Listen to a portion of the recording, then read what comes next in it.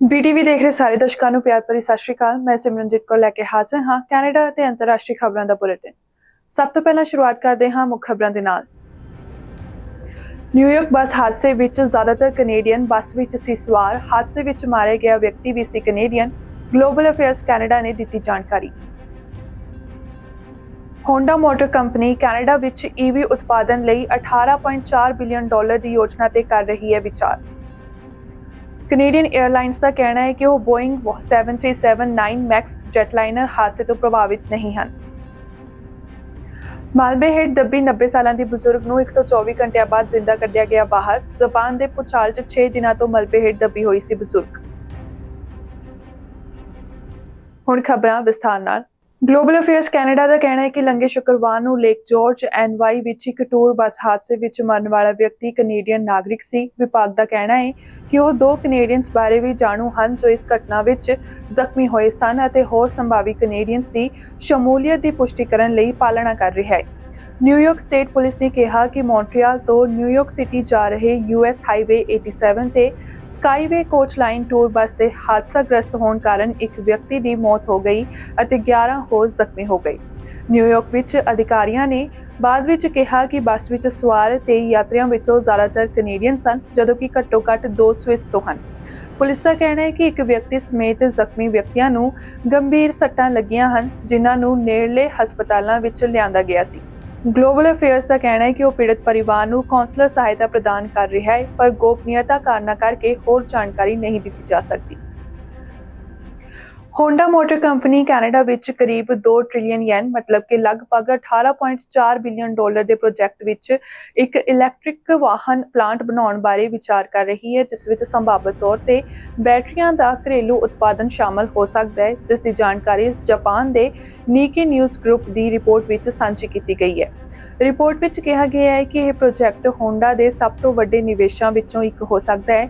ਨੀਕੇ ਨੇ ਕਿਹਾ ਕਿ ਜਾਪਾਨੀ ਵਾਹਨ ਨਿਰਮਾਤਾ ਪਲਾਂਟ ਲਈ ਕਈ ਸੰਭਾਵੀ ਸਾਈਟਾਂ ਤੇ ਨਜ਼ਰ ਰੱਖ ਰਿਹਾ ਹੈ, ਜਿਸ ਵਿੱਚ ਓਨਟਾਰੀਓ ਵਿੱਚ ਇੱਕ ਮੌਜੂਦਾ ਆਟੋਮੋਬਾਈਲ ਫੈਕਟਰੀ ਸ਼ਾਮਲ ਹੈ। ਰਿਪੋਰਟ ਵਿੱਚ ਕਿਹਾ ਗਿਆ ਹੈ ਕਿ ਹੋਂਡਾ ਨੂੰ ਉਮੀਦ ਹੈ ਕਿ ਸਾਲ ਦੇ ਅੰਤ ਤੱਕ ਕੋਈ ਫੈਸਲਾ ਆਵੇਗਾ ਅਤੇ ਨਵਾਂ ਪਲਾਂਟ ਜਲਦੀ ਸ਼ੁਰੂ ਹੋ ਜਾਵੇਗਾ। ਹਾਲਾਂਕਿ ਹੋਂਡਾ ਨੇ ਰਿਪੋਰਟ ਤੇ ਟਿੱਪਣੀ ਲਈ ਰੋਇਟਰਸ ਦੀ ਬੇਨਤੀ ਦਾ ਤੁਰੰਤ ਜਵਾਬ ਨਹੀਂ ਦਿੱਤਾ। ਉਦਯੋਗ ਮੰਤਰੀ ਫ੍ਰਾਂਸਵਾ ਫਿਲਿਪ ਸ਼ਾਂਪੇਨ ਨੇ ਵੀ ਰਿਪੋਰਟ ਦੀ ਪੁਸ਼ਟੀ ਨਹੀਂ ਕੀਤੀ, ਪਰ ਇੱਕ ਮੀਡੀਆ ਚੈਨਲ ਨੂੰ ਦਿੱਤੇ ਇੱਕ ਬਿਆਨ ਵਿੱਚ ਕਿਹਾ ਕਿ ਇਹ ਆਟੋ ਸੈਕਟਰ ਵਿੱਚ ਵੱਡੇ ਗ੍ਰੀਨ ਇਨਵੈਸਟਮੈਂਟਸ ਨੂੰ ਆਕਰਸ਼ਿਤ ਕਰਨ ਵਿੱਚ ਇੱਕ ਗਲੋਬਲ ਲੀਡਰ ਵਜੋਂ ਕੈਨੇਡਾ ਦੀ ਸਥਿਤੀ ਵੱਲ ਇਸ਼ਾਰਾ ਕਰਦਾ ਹੈ। ਹੋਂਡਾ ਨੇ ਆਪਣੇ ਨਵੇਂ ਹੋਂਡਾ ਆਰਕੀਟੈਕਚਰ ਦੇ ਆਧਾਰ ਤੇ 2026 ਵਿੱਚ ਉੱਤਰੀ ਅਮਰੀਕਾ ਵਿੱਚ EVs ਦਾ ਉਤਪਾਦਨ ਅਤੇ ਵਿਕਰੀ ਸ਼ੁਰੂ ਕਰਨ ਦੀ ਪਹਿਲਾਂ ਹੀ ਯੋਜਨਾ ਬਣਾਈ ਹੈ। ਆਟੋਮੇਕਰ ਭਾਗੀਦਾਰ LG ਐਨਰਜੀ ਸੋਲਿਊਸ਼ਨ ਦੇ ਨਾਲ 2022 ਵਿੱਚ ਓਹੀਓ ਨੂੰ ਉਹਨਾਂ ਦੇ $4.4 ਬਿਲੀਅਨ ਦੇ ਸੰਯੁਕਤ ਉਦਮ ਵਾਲੇ ਬੈਟਰੀ ਪਲਾਂਟ ਦੀ ਯੋਜਨਾ ਦੇ ਸਥਾਨ ਵਜੋਂ ਐਲਾਨ ਕੀਤਾ ਸੀ। ਰਿਪੋਰਟ ਮੁਤਾਬਕ ਅਕਤੂਬਰ 2023 ਵਿੱਚ ਹੋਂਡਾ ਅਤੇ ਜਨਰਲ ਮੋਟਰਸ ਨੇ ਕਿਹਾ ਕਿ ਉਹ ਕਿਫਾਇਤੀ ਇਲੈਕਟ੍ਰਿਕ ਵਾਹਨਾਂ ਨੂੰ ਸਾਂਝੇ ਤੌਰ ਤੇ ਵਿਕਸਿਤ ਕਰਨ ਦੀ ਯੋਜਨਾ ਨੂੰ ਰੱਦ ਕਰ ਰਹੇ ਹਨ। 1 ਸਾਲ ਬਾਅਦ ਉਹ ਵਿਕਰੀ ਵਿੱਚ ਟੈਸਲਾ ਨੂੰ ਹਰਾਉਣ ਦੀ ਕੋਸ਼ਿਸ਼ ਕਰਨ ਲਈ $5 ਬਿਲੀਅਨ ਦੀ ਕੋਸ਼ਿਸ਼ ਵਿੱਚ ਇਕੱਠੇ ਕੰਮ ਕਰਨ ਲਈ ਸਹਿਮਤ ਹੋਏ। ਕੈਨੇਡੀਅਨ 에ਅਰਲਾਈਨਸ ਦਾ ਕਹਿਣਾ ਹੈ ਕਿ ਉਹ ਬੋਇੰਗ 737-9 ਮੈਕਸ ਜੈਟਲਾਈਨਰ ਨਹੀਂ ਉਡਾਉਂਦੀਆਂ ਹਨ, ਜਿਨ੍ਹਾਂ ਨੂੰ US ਰੈਗੂਲੇਟਰਸ ਨੇ ਉਡਾਨ ਦੌਰਾਨ ਅਲਾਸਕਾ 에ਅਰਲਾਈਨਸ ਦੇ ਜਹਾਜ਼ ਨੂੰ ਉਡਾਨ ਤੋਂ ਬਾਅਦ ਰੋਕ ਦਿੱਤਾ ਹੈ। ਅਲਾਸਕਾ 에ਅਰਲਾਈਨਸ 737-9 ਮੈਕਸ ਜੈਟਲਾਈਨਰ ਨੇ ਸ਼ੁੱਕਰਵਾਰ ਦੇਰ ਰਾਤ ਓਰੇਗਨ ਤੋਂ ਲਗਭਗ 5 ਕਿਲੋਮੀਟਰ ਉੱਪਰ ਟੇਕ ਆਫ ਕਰਨ ਤੋਂ ਥੋੜੀ ਦੇਰ ਬਾਅਦ ਇੱਕ ਖਿੜਕੀ ਅਤੇ ਇਸਦੇ ਫਿਊਜ਼ਲੇਜ ਦੇ ਇੱਕ ਹਿੱਸੇ ਨੂੰ ਉਡਾ ਦਿੱਤਾ, ਜਿਸ ਨਾਲ ਇੱਕ ਮੋਰੀ ਹੋ ਗਈ, ਜਿਸ ਨਾਲ ਪਾਇਲਟਸ ਨੂੰ ਇਸ ਦੇ 174 ਯਾਤਰੀਆਂ ਅਤੇ 6 ਚਾਲਕ ਦਲ ਦੇ ਮੈਂਬਰਾਂ ਦੇ ਰੂਪ ਡੋਨਡ ਆਕਸੀਜਨ ਮਾਸਕ ਨਾਲ ਐਮਰਜੈਂਸੀ ਲੈਂਡਿੰਗ ਕਰਨ ਲਈ ਮਜਬੂਰ ਹੋਣਾ ਪਿਆ।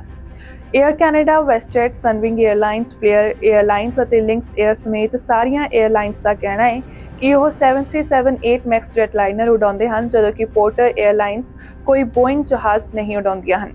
ਏਅਰ ਕੈਨੇਡਾ ਦਾ ਕਹਿਣਾ ਹੈ ਕਿ 737-8 ਮੈਕਸ ਸੀਰੀਜ਼ ਵਿੱਚ ਉਸਦੇ 40 ਜਹਾਜ਼ਾਂ ਵਿੱਚ ਮੈਕਸ 9 ਦੀ ਮਿਡ ਕੈਬਿਨ ਐਗਜ਼ਿਟ ਡੋਰ ਕਨਫਿਗਰੇਸ਼ਨ ਨਹੀਂ ਹੈ, ਜੋ ਕਿ ਏਅਰਕ੍ਰਾਫਟ ਨੇ ਬਹੁਤ ਭਰੋਸੇਮੰਦ ਪ੍ਰਦਰਸ਼ਨ ਕੀਤਾ ਹੈ। ਵੈਸਟਜੈਟ ਦੀ ਬੁਲਾਰਾ ਜੂਲੀਆ ਕੈਸਰ ਦਾ ਕਹਿਣਾ ਹੈ ਕਿ ਅਲਾਸਕਾ 에ਅਰਲਾਈਨਸ ਦੀ ਘਟਨਾ ਵਿੱਚ 에ਅਰਲਾਈਨ ਦੇ ਮੈਕਸ 8 ਜਹਾਜ਼ਾਂ ਦਾ ਵੀ ਉਹੀ ਦਰਵਾਜ਼ਾ ਮੌਜੂਦ ਨਹੀਂ ਹੈ ਅਤੇ ਕੰਪਨੀ ਇਹ ਯਕੀਨੀ ਬਣਾਉਣ ਲਈ ਬੋਇੰਗ ਨਾਲ ਨਿਰੰਤਰ ਸੰਪਰਕ ਵਿੱਚ ਹੈ ਕਿ ਮੈਕਸ 8 ਫਲੀਟ ਵਿੱਚ ਕੋਈ ਪ੍ਰਭਾਵ ਨਾ ਹੋਵੇ। ਜਾਣਕਾਰੀ ਮੁਤਾਬਕ ਟਰਾਂਸਪੋਰਟ ਕੈਨੇਡਾ ਨੇ ਮਾਰਚ 2019 ਵਿੱਚ ਦੇਸ਼ ਵਿੱਚ ਬੋਇੰਗ 737 ਮੈਕਸ 에ਅਰਕ੍ਰਾਫਟ ਨੂੰ ਦੋ ਵਿਦੇਸ਼ੀ ਕ੍ਰੈਸ਼ਾਂ ਤੋਂ ਬਾਅਦ ਜ਼ਮੀਨ ਤੇ ਰੋਕ ਦਿੱਤਾ, ਜਿਸ ਹਾਦਸੇ ਵਿੱਚ 346 ਲੋਕ ਮਾਰੇ ਗਏ ਸਨ। ਪਰ ਜਨਵਰੀ 2021 ਵਿੱਚ ਇਸ ਆਰਡਰ ਨੂੰ ਹਟਾ ਦਿੱਤਾ ਗਿਆ ਸੀ। US ਫੈਡਰਲ ਐਵੀਏਸ਼ਨ ਐਡਮਿਨਿਸਟ੍ਰੇਸ਼ਨ ਨੇ ਇਸ ਮਾਮਲੇ ਨੂੰ ਲੈ ਕੇ ਕਿਹਾ ਕਿ ਉਸ ਨੂੰ US 에ਅਰਲਾਈਨਸ ਦੁਆਰਾ ਸੰਚਾਲਿਤ ਜਾਂ ਵਿਦੇਸ਼ੀ ਕੈਰੀਅਰਸ ਦੁਆਰਾ ਸੰਯੁਕਤ ਰਾਜ ਵਿੱਚ ਉਡਾਨ ਭਰਨ ਵਾਲੇ ਮੈਕਸ 9 ਜਹਾਜ਼ਾਂ ਦੀ ਤੁਰੰਤ ਜਾਂਚ ਦੀ ਲੋੜ ਹੈ। ਰੈਗੂਲੇਟਰ ਦਾ ਕਹਿਣਾ ਹੈ ਕਿ ਇਸ ਆਦੇਸ਼ ਨਾਲ ਦੁਨੀਆ ਭਰ ਦੇ ਲਗਭਗ 171 ਜਹਾਜ਼ ਪ੍ਰਭਾਵਿਤ ਹੋਣਗੇ। ਉੱਥੇ ਹੀ ਬੋਇੰਗ ਨੇ ਇੱਕ ਸੰਖੇਪ ਬਿਆਨ ਜਾਰੀ ਕਰਦਿਆਂ ਨੋਟ ਕੀਤਾ ਕਿ ਉਹ ਅਲਾਸਕਾ 에ਅਰਲਾਈਨਸ ਦੀ ਘਟਨਾ ਤੋਂ ਜਾਣੂ ਸੀ ਅਤੇ ਹੋਰ ਜਾਣਕਾਰੀ ਇਕੱਠੀ ਕਰਨ ਲਈ ਕੰਮ ਕਰ ਰਹੀ ਸੀ। ਦੱਸ ਦਈਏ ਕਿ ਅਲਾਸਕਾ 에ਅਰਲਾਈਨਸ ਦਾ ਜਹਾਜ਼ ਲਗਭਗ ਨਵਾਂ ਹੈ, ਜੋ ਕਿ ਇੱਕ ਫਲਾਈਟ ਟਰੈਕਿੰਗ ਸੇਵਾ ਫਲਾਈਟ ਟ੍ਰੇਡਰ 24 ਦੇ ਮੁਤਾਬਕ ਨਵੰਬਰ ਤੋਂ ਸਿਰਫ 145 ਉਡਾਨਾਂ ਵਿੱਚ ਯਾਤਰੀਆਂ ਨੂੰ ਲੈ ਕੇ ਜਾ ਰਿਹਾ ਹੈ ਅਤੇ ਮੈਕਸ ਦੇ ਇਸ ਸਮੇਂ 3 ਵਰਜ਼ਨ ਹਨ, 8, 9 ਅਤੇ 10, ਜੋ ਮੁੱਖ ਤੌਰ ਤੇ ਆਕਾਰ ਵਿੱਚ ਵੱਖਰੇ ਹਨ। ਬੋਇੰਗ ਦੇ ਸਤਿਕਾਰਯੋਗ 737 ਇੱਕ 2 ਇੰਜਨ ਸਿੰਗਲ ਆਇਲਸ ਪਲੇਨ ਦਾ ਸਭ ਤੋਂ ਨਵਾਂ ਵਰਜ਼ਨ ਹੈ।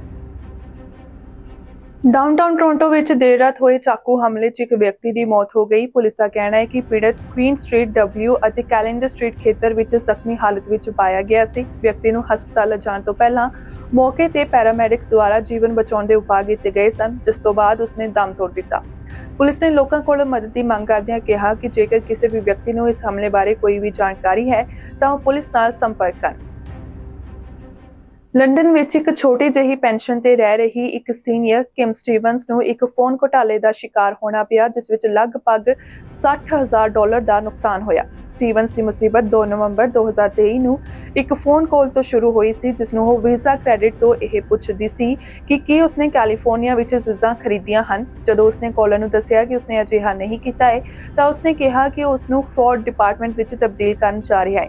ਸਟੀਵਨਸ ਨੂੰ ਦੱਸਿਆ ਗਿਆ ਕਿ ਉਸਦੇ ਖਾਤੇ ਨਾਲ ਸਮਝੌਤਾ ਕੀਤਾ ਗਿਆ ਸੀ ਅਤੇ ਇਸ ਮੁੱਦੇ ਨੂੰ ਹੱਲ ਕਰਨ ਲਈ ਕਾਲਰ ਨੂੰ ਸੁਰੱਖਿਆ ਕਾਰਨਾਂ ਕਰਕੇ ਉਸਦੇ ਆਨਲਾਈਨ ਖਾਤੇ ਵਿੱਚ ਲੌਗਇਨ ਕੀਤੇ ਬਿਨਾਂ ਉਸਦੀ ਨਿੱਜੀ ਜਾਣਕਾਰੀ ਦੀ ਲੋੜ ਸੀ। ਅਗਲੇ ਕਈ ਦਿਨਾਂ ਲਈ ਕਥਿਤ ਘੁਟਾਲੇਬਾਜ਼ ਦੁਆਰਾ ਸਟੀਵਨਸ ਨੂੰ ਜਾਂਚ ਵਿੱਚ ਮਦਦ ਕਰਨ ਲਈ ਨਕਦੀ ਕਢਵਾਉਣ ਲਈ ਕਿਹਾ ਗਿਆ ਸੀ ਅਤੇ ਵਾਅਦਾ ਕੀਤਾ ਗਿਆ ਸੀ ਕਿ ਇਸ ਨੂੰ ਉਸਦੇ ਖਾਤੇ ਵਿੱਚ ਵਾਪਸ ਪਾ ਦਿੱਤਾ ਜਾਵੇਗਾ। ਨਕਦੀ ਨੂੰ ਪ੍ਰਾਪਤ ਕਰਨ ਤੋਂ ਪਹਿਲਾਂ ਇਸ ਨੂੰ ਲਗਭਗ 2 ਹਫ਼ਤੇ ਲੱਗ ਗਏ। ਲਗਭਗ $59,000 ਉਸਦਾ ਆਪਣਾ ਕ੍ਰੈਡਿਟ ਲਾਈਨ ਤੋਂ ਚਲਾ ਗਿਆ ਸੀ, ਜਿਸ ਤੋਂ ਬਾਅਦ ਸਟੀਵਨਸ ਨੇ ਪੁਲਿਸ, ਐਂਟੀ ਫਰਾਡ ਗਰੁੱਪਸ ਅਤੇ ਉਸਦੇ ਬੈਂਕ ਨਾਲ ਸੰਪਰਕ ਕੀਤਾ ਜਦੋਂ ਉਸਨੂੰ ਇਹ ਮਹਿਸੂਸ ਹੋਇਆ ਕਿ ਉਸ ਨਾਲ ਧੋਖਾ ਹੋਇਆ ਹੈ।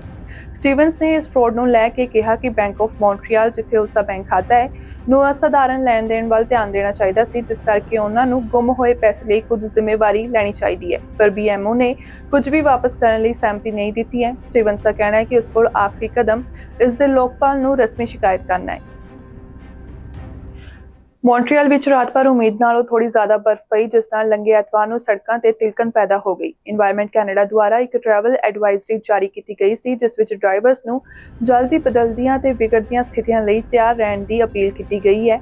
ਇਨਵਾਇਰਨਮੈਂਟ ਕੈਨੇਡਾ ਵੱਲੋਂ ਬਰਫ਼ਬਾਰੀ ਜਾਰੀ ਰਹਿਣ ਦੀ ਭਵਿੱਖਬਾਣੀ ਵੀ ਕੀਤੀ ਗਈ ਹੈ, ਜਿੱਥੇ ਕੁਝ ਖੇਤਰਾਂ ਵਿੱਚ 15 ਸੈਂਟੀਮੀਟਰ ਤੱਕ ਬਰਫ਼ ਪੈਣ ਦੀ ਸੰਭਾਵਨਾ ਦੱਸੀ ਗਈ ਹੈ।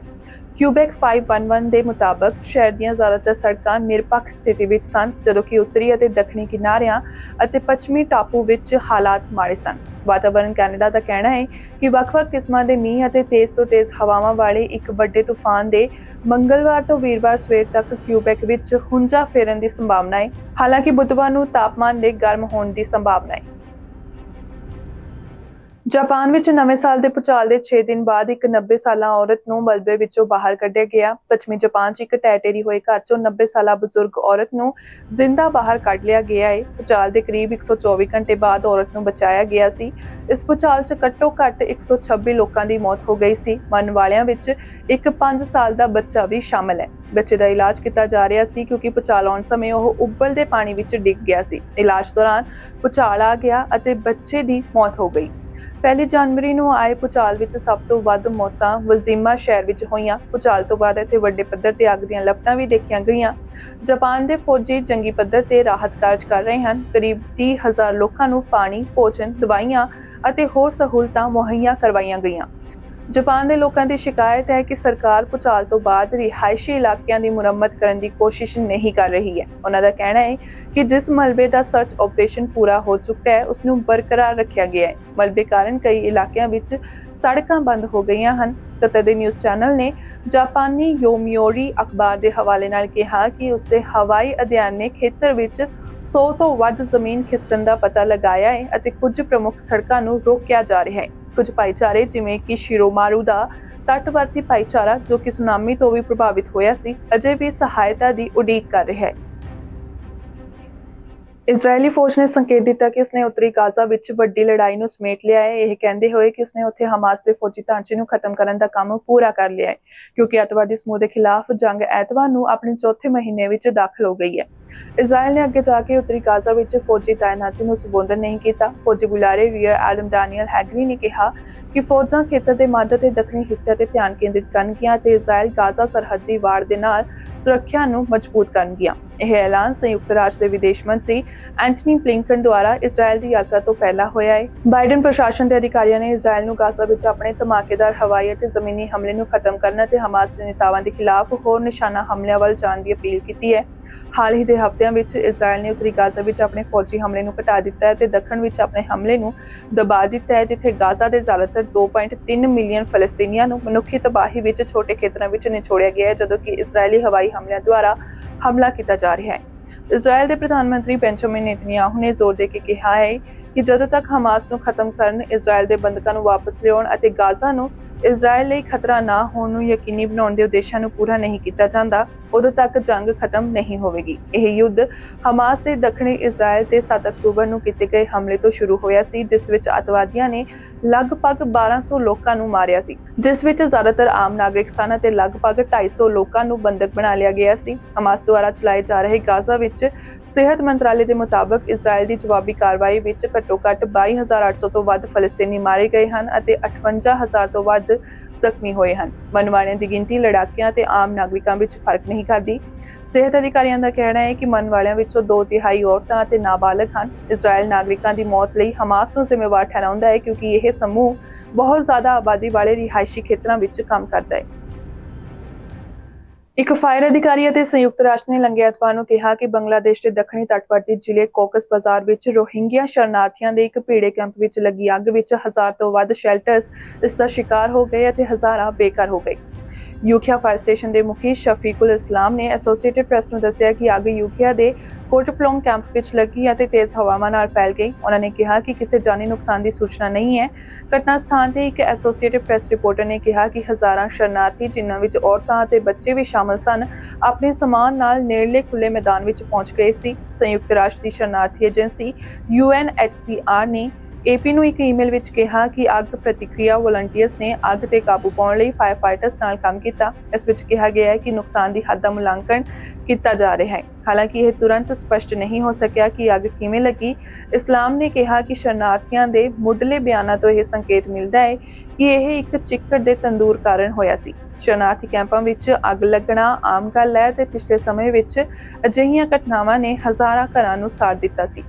ਮਾਰਚ ਵਿੱਚ ਅੱਗ ਨੇ ਹਜ਼ਾਰਾਂ ਸ਼ਰਨਾਰਥੀਆਂ ਨੂੰ ਅਸਥਾਈ ਤੌਰ ਤੇ ਬੇਘਰ ਕਰ ਦਿੱਤਾ ਸੀ। ਦੱਸ ਦਈਏ ਕਿ ਕਈ ਦਹਾਕਿਆਂ ਦੌਰਾਨ 1 ਮਿਲੀਅਨ ਤੋਂ ਵੱਧ ਰੋਹਿੰਗਿਆ ਸ਼ਰਨਾਰਥੀ ਮਿਆਂਮਾਰ ਤੋਂ ਬੰਗਲਾਦੇਸ਼ ਭੱਜ ਗਏ ਹਨ, ਜਿਨ੍ਹਾਂ ਵਿੱਚ ਲਗਭਗ 7,40,000 ਲੋਕ ਸ਼ਾਮਲ ਹਨ, ਜਿਨ੍ਹਾਂ ਨੇ ਅਗਸਤ 2017 ਦੇ ਅਖੀਰ ਵਿੱਚ ਸਰਹੱਦ ਪਾਰ ਕੀਤੀ ਸੀ, ਜਦੋਂ ਮਿਆਂਮਾਰ ਦੀ ਫੌਜ ਨੇ ਬੇਰਹਿਮੀ ਨਾਲ ਕਾਰਵਾਈ ਸ਼ੁਰੂ ਕਰ ਦਿੱਤੀ ਸੀ।